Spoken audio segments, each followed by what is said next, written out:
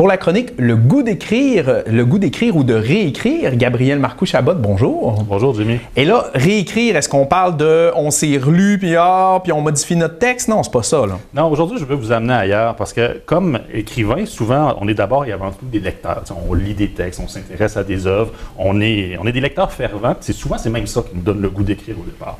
Mais ce que je veux aborder aujourd'hui avec toi, c'est la possibilité de se servir de ces textes-là, de se servir des textes des autres comme matière première pour écrire ses propres textes maintenant. Parce qu'au final, toute inspiration vient de quelque part. Fait qu'on peut s'inspirer de nos œuvres préférées. Oui, oui, tout à fait. Nos œuvres préférées ou même celles qu'on déteste, on peut voir que ça peut devenir quelque chose d'intéressant.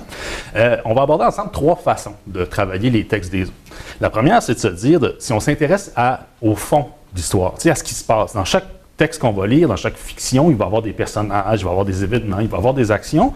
Fait qu'on peut avoir envie d'aller plus loin. Des fois, l'œuvre nous insatisfait un peu, elle nous laisse sur notre faim. On aurait le goût qu'il se passe d'autres aventures dans ce même univers-là, par exemple. Okay. Rien ne nous empêche de le faire, de partir de l'œuvre de quelqu'un et d'étendre l'univers, d'inventer de nouvelles aventures aux personnages, d'ajouter des secrets qui viennent du passé à certains personnages qui existent déjà. Est-ce que c'est le terme qu'on utilise, fanfiction?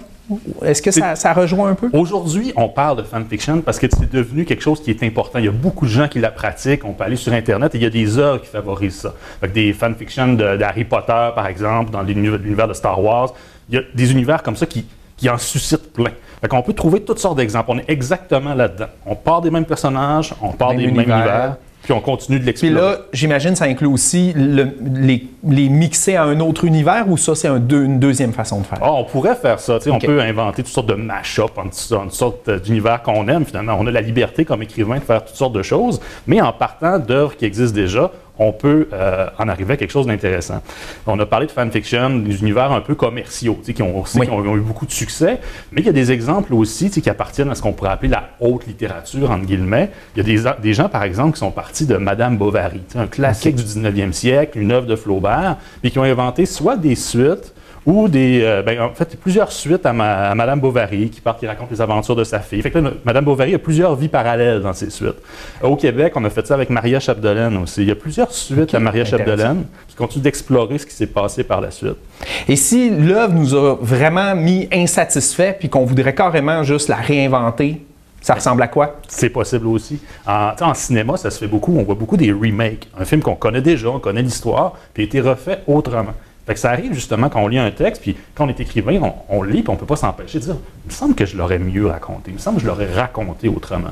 Fait que l'idée, c'est de se laisser porter par ce sentiment-là. On garde les mêmes personnages, on garde à peu près les mêmes événements, mais on va le raconter mieux, en fait, dans notre esprit, au moins, en intégrant peut-être des nouveaux personnages, des nouveaux événements, en modifiant simplement la façon de raconter. C'est quelque chose qu'on voit énormément au cinéma, comme je l'ai dit, en littérature un peu moins, mais il y a des beaux cas intéressants. Il y a des trucs très originaux. Je parlais de Madame Bovary tantôt.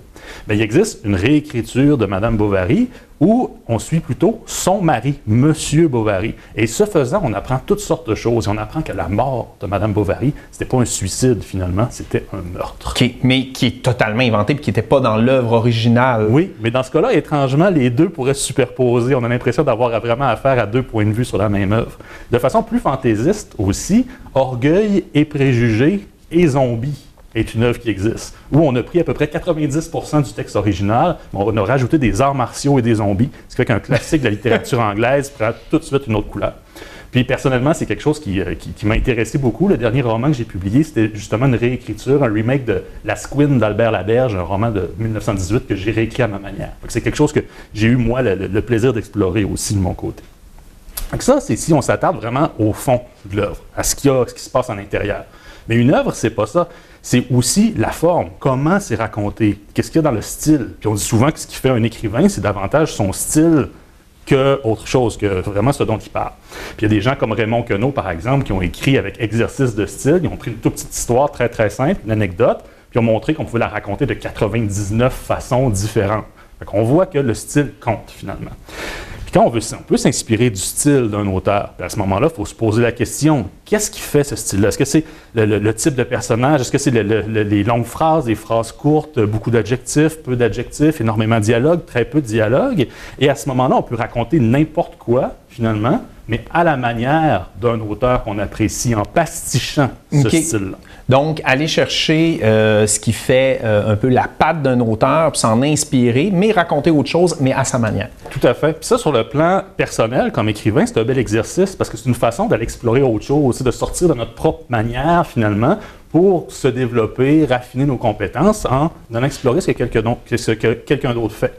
Mais ça peut aussi devenir des œuvres en tant que telles. Il y a des beaux exemples récemment. Il y a Ténèbres de Paul Caxac, qui est sorti il y a à peine plus d'1 an, qui, dans son écriture, est un pastiche de toute l'écriture de Balzac, des écrivains du 19e siècle français, ce qui donne une couleur très particulière à son histoire. C'est quelque chose que j'ai exploré aussi, moi aussi, dans un autre roman un peu plus ancien que la réécriture de la Squid dont je parlais tantôt, un roman qui s'appelle Todroche, dans lequel je vais pasticher l'œuvre de François Rabelais, un auteur du 16e siècle français. OK. Fait que là, ça, c'était les 2 premières méthodes qu'on a de réécrire une histoire. Oui, tout à fait. Parce que là, on part du fond, on part de la forme du texte, mais il y a moyen aussi, de façon très, très concrète, de partir du texte lui-même, de la matière première, du texte imprimé sur la page. Fait que je t'ai amené 2 exemples, là, des exemples récents qui viennent d'auteurs de la région, mais c'est l'idée de partir d'un texte qui existe sur la page, et là, en lisant, de conserver simplement certains mots qui nous intéressent, en les encerclant, les encadrant, par exemple, et en éliminant tout le reste. Dans les exemples que je te donne, ils ont été vraiment, avec un gros feutre noir, on a effacé les phrases, finalement, pour garder certains mots. Ça peut donner une forme de poésie vraiment intéressante. Il y avait Charles Sagalan, dans 96, Bric-à-brac au bord du lac, qui a fait ça avec des textes un peu partout. Et là, l'exemple que tentent les mains, c'est Marie-Ève Bouchard, qui, dans Aria de laine, est partie de Maria Chapdelaine, j'en ai parlé tout à l'heure, et là, qui a écrit des poèmes qui sont tous découpés dans Maria Chapdelaine. Fait que beaucoup d'originalité. Comme d'habitude, tu le répètes depuis plusieurs chroniques, on se laisse libre, on ne se met pas de barrières imposées, on explore son style. En terminant, droit d'auteur, copyright, plagiat, hommage, elle est où la ligne là-dedans? Bien, il y a une ligne légale pour commencer. Au Québec, une œuvre appartient à son auteur ou à ses descendants jusqu'à 50 ans après la mort de l'auteur. Ça fait que quand l'auteur, ça fait 50 ans qu'il est mort, au Québec, on peut faire absolument ce qu'on veut sur le plan légal. Personne ne peut rien faire contre nous, finalement. Ensuite, si on fait ça avec des auteurs plus récents, évidemment, peut-être qu'ils vont être tout à fait d'accord, peut-être qu'ils vont s'y opposer, mais la moindre des choses, si on veut, si c'est juste un exercice pour le plaisir qu'on fait chez soi, il n'y a pas de problème. Mais si on veut publier... C'est à partir du moment où on veut faire de l'argent avec ça qu'il est mieux de... On est mieux d'écrire à l'auteur, avoir une petite conversation avec lui, puis peut-être que ça ne lui dérangera pas du tout. Bien, merci beaucoup, Gabriel Marcoux-Chabot. Merci, Jimmy.